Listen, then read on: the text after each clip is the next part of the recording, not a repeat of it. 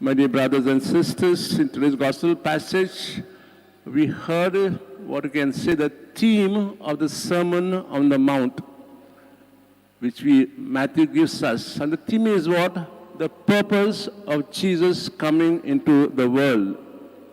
The purpose, he says, is to fulfill all that the law and the prophets have foretold about him. And what the law says, the law has told the Jews to live a righteous life, righteous with God and righteous with each other.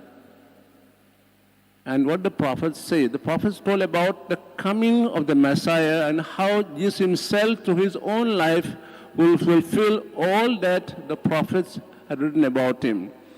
So Jesus comes with a positive attitude about the law. He says, law is good.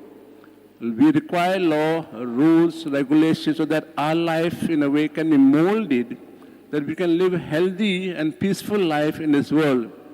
But Jesus was against so-called living, so-called taking the law too so-called legalistically. Laws are good, but when the time comes, we have to go beyond the law too, because the main law of why we all are here, why we live is, the main law is the law of love.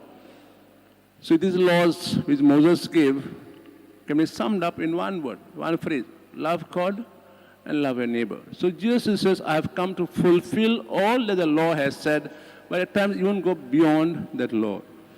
So maybe we could pause and ask ourselves, are we too legalistic, too rigoristic in observing all that the law commands us, all that we are taught in the church or at home? Or at times do we go beyond that because the person is more interested than the so-called the laws we make for ourselves?